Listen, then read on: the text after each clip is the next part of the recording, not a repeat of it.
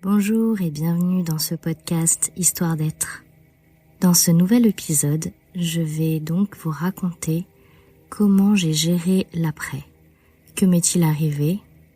Comment j'ai réussi à m'en sortir? Qu'est-ce que j'ai ressenti? Peut-être que cela pourra aider certaines personnes qui vivent des événements tragiques, des événements traumatisants. Et n'hésitez pas à partager avec moi vos moments difficiles, vos retours sur mon épisode et toute autre chose qui pourrait vous faire du bien. Je vous souhaite une très belle écoute. Retournons quelques semaines après le 11 juillet 2001. Je crois que à ce moment-là, j'avais décidé de nier ce qui s'était passé, surtout de nier mes émotions. Alors la tristesse de la perte était bien là, mais les émotions du traumatisme, non. Elles étaient complètement cachées, enterrées, enfouies en moi. Ce qui fait que j'ai repris, on va dire, une vie normale, une vie de jeune fille de 15 ans avec ses amis, avec les vacances, parce que mine de rien, ça s'est passé en plein mois de juillet, donc au mois d'août, je suis partie en vacances. Ce qui fait que tout a été mis sous le tapis et j'ai repris ma vie là où je l'avais laissée, avec bien entendu des moments de tristesse, mais seulement la tristesse d'avoir perdu une amie, pas l'émotion du traumatisme en lui-même. Tout ça a duré plusieurs mois, plusieurs années même. Il faut quand même savoir que durant la première année, j'ai été voir le psychiatre qui m'avait reçu le surlendemain de l'événement. Et finalement, en fait, avec ce psychiatre, je ne parlais pas du tout. Je crois que je vous l'ai déjà expliqué dans l'épisode précédent. Déjà, je ne me sentais pas à l'aise, on va dire, avec cette personne. Je n'avais pas envie de travailler sur ça. Ce qui fait que mon but, quand j'avais rendez-vous avec lui, était de rester dans son cabinet 5 minutes chrono. Donc en général, il me demandait comment s'était passée ma semaine, car c'était une fois par semaine, et je lui disais que tout allait bien. Et ensuite, il me demandait s'il y avait autre chose à dire. La plupart du temps, je lui répondais non. Il me disait ok, on se voit la semaine prochaine. Très bien, la semaine prochaine. Donc autant vous dire que ça n'a servi strictement à rien. Je reviendrai pas sur le fait qu'il ne faut pas forcer quelqu'un pour une thérapie. Je pense que vous avez déjà bien compris l'idée la dernière fois. Donc voilà, donc du coup, j'avais pas envie de gérer ça, je n'étais pas prête à gérer ces émotions, je pense. Donc j'ai préféré tout mettre de côté et continuer ma petite vie d'adolescente comme si de rien n'était. Durant cette année-là, je me suis également luxé la rotule du genou droit. Durant 2 soirées consécutives, la première fois, mon genou a juste craqué dans les 2 sens. Et la deuxième soirée, la rotule est totalement sortie de son emplacement, ce qui fait que je ne pouvais plus marcher. Le genou avait triplé de volume, il a donc fallu que j'aille aux urgences. Bref, je vais vous passer les détails des urgences qui m'ont très mal pris en charge. Quand je suis allée voir un rhumatologue, j'ai fait scanner, IRM. Et on s'est rendu compte que j'avais également le ménisque qui avait été fissuré lors de cette luxation. Le problème, c'est que j'avais strictement rien fait de particulier, en fait, à part danser en soirée comme n'importe qui. Et je comprenais pas pourquoi, comment c'était arrivé finalement. Et le médecin m'a expliqué, en fait, alors lui, il a appelé ça une algodystrophie. J'ai jamais réussi à trouver si c'était bien ça. En gros, il m'a expliqué que mon corps avait lâché. C'est-à-dire que dans ma tête, ça n'allait pas très bien. Et au lieu de craquer psychiquement, en fait, c'est mon corps qui a tout pris.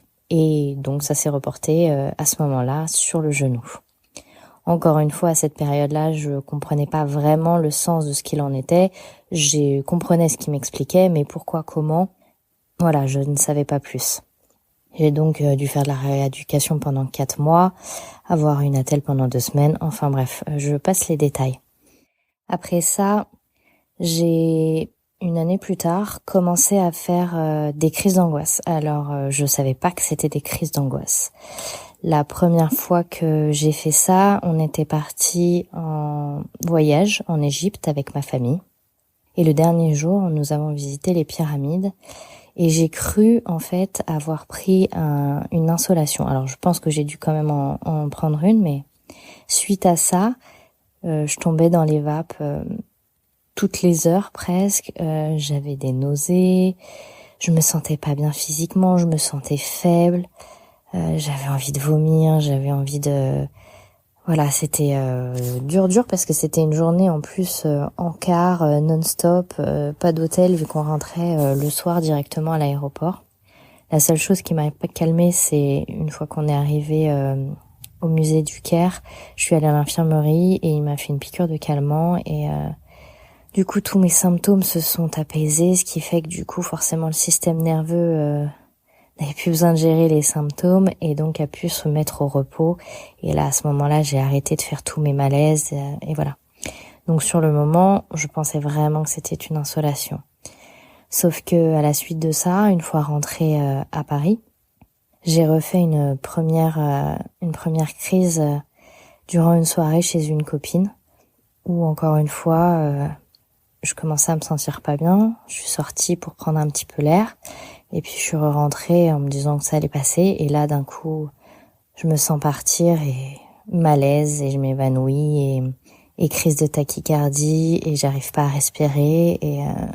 Et puis après, derrière, je suis lessivée et je peux pas passer la soirée, quoi. Donc ma mère est obligée de venir me chercher.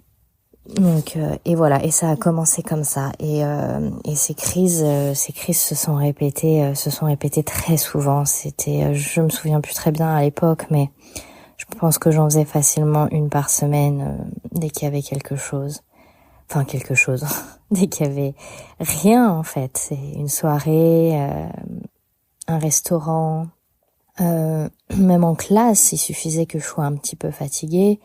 Et c'était fini, je partais et on était obligé de m'emmener à l'infirmerie. Le problème, c'est qu'à cette époque-là, du coup, personne ne m'avait dit ce que c'était, qu'est-ce qui m'arrivait. Donc, en fait, je ne comprenais vraiment pas. Et il y a eu un moment où j'ai vraiment cru devenir folle, en fait. Je me suis dit que c'était pas possible.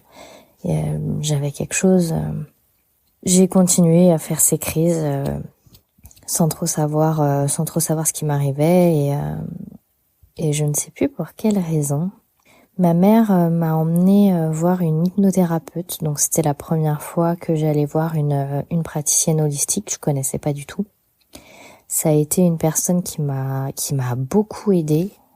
C'était vraiment ces séances étaient vraiment incroyables. Alors elle m'a aidée sur certains plans et pas sur d'autres bien sûr, mais ça je l'ai toujours dit en thérapie. Chaque pratique va vous aider à certains niveaux. Ça va jamais pouvoir tout régler.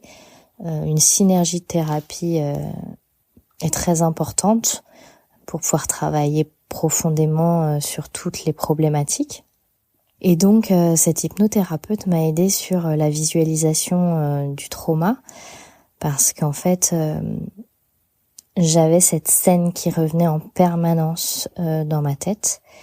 Dès que j'étais seule, dès que je pensais plus à rien, voilà, je visualisais ce qui s'était passé et je me refaisais la scène sans arrêt. Donc grâce à elle, j'ai réussi à stopper cette visualisation. C'est elle également qui du coup m'a initiée à la pratique holistique. Je me suis alors tournée vers d'autres techniques. Je crois qu'après j'ai essayé la kinésiologie. Alors le problème a été que c'était une super séance qui, je pense, m'a libérée de beaucoup de poids, mais elle a commencé à partir sur d'autres plans, d'autres émotions que à ce moment-là, je n'avais pas envie de gérer. Et du coup, c'est pour ça que j'y suis pas retournée. Mais je pense que il aurait été bénéfique que je recommence. Encore une fois, j'étais pas prête à gérer ces autres émotions. Je me suis donc arrêtée à la première séance, mais j'ai énormément lâché, énormément pleuré. Je pense que malgré tout, cette séance a été d'une grande aide pour moi. Parallèlement, je me suis bloquée en fait quelque chose entre le cou et l'épaule. Et donc, je suis allée voir une ostéopathe qui était également une ostéopathe viscérale. Et quand je suis allée la voir, elle a donc commencé à me manipuler. Et quand elle est arrivée au niveau de mon système digestif, elle l'a pas compris parce que tout était très bloqué à ce niveau-là et elle voyait pas le rapport. Comment je pouvais être aussi bloquée à ce niveau-là alors que j'étais finalement si jeune, parce qu'elle m'a dit on a l'impression que vous avez tout le poids du monde sur les épaules, comme souvent des adultes peuvent avoir ils sont très stressés par leur travail, qu'ils doivent gérer leurs enfants, enfin voilà. Et sur le coup, j'y ai pas pensé, mais c'est ma mère qui était avec moi à mon rendez-vous qui a commencé à me dire que peut-être ce que j'avais vécu avait un rapport. Du coup, j'en ai parlé avec l'ostéopathe, je lui ai expliqué ce qui s'était passé et elle m'a donc indiqué qu'en effet, ça venait certainement de là, que mon problème était que je ne libérais pas les émotions que j'avais, que je ne parlais pas. Et c'était pour ça qu'en fait, tout restait verrouillé à l'intérieur de moi et créait ce problème-là en l'occurrence. Et que si je ne faisais rien, elle m'a dit à ce moment-là, en tout cas, que je pourrais me retrouver avec un ulcère avant mes 30 ans. Sur ces conseils, je suis donc retournée voir une psy. Je crois qu'à l'époque, c'était une psychologue que j'avais trouvée sur Internet. Mais ça a pas du tout, j'ai pas du tout adhéré, je n'ai pas réussi à me livrer. Et donc, du coup, j'ai vite arrêté, encore une fois. Je vous l'ai dit, il est très difficile de trouver la personne qui vous correspond, en tout cas rapidement.